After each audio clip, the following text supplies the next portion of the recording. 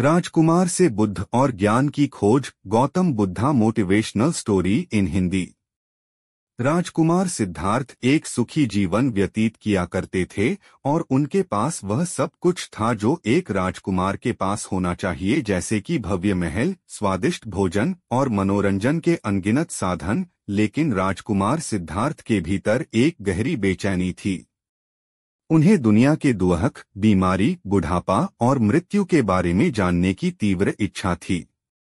एक दिन राजकुमार सिद्धार्थ महल से बाहर निकलने का अवसर पाकर उन्होंने पहली बार दुहक, बीमारी, बुढ़ापे और मृत्यु का साक्षात्कार किया।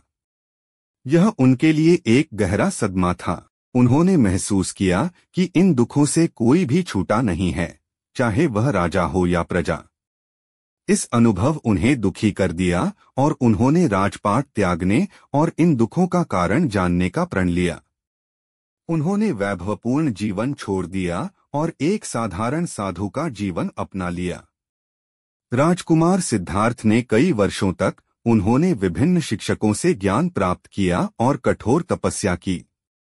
उन्होंने गहरे ध्यान में बैठकर जीवन के रहस्यों को समझने का प्रयास किया।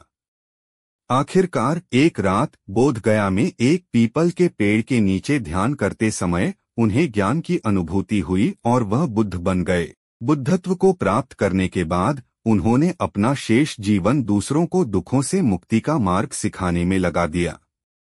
उन्होंने 4 आर्य सत्य और अष्टांगिक मार्ग की शिक्षा दी, जो दुख से मुक्ति का मार्ग प्रशस्त करते हैं।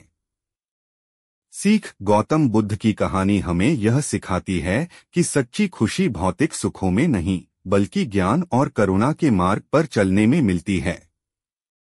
वे हमें यह भी याद दिलाते हैं कि कठिन परिश्रम, दृढ़ संकल्प और सहानुभूति के माध्यम से हम अपने जीवन में किसी भी लक्ष्य को प्राप्त कर सकते हैं।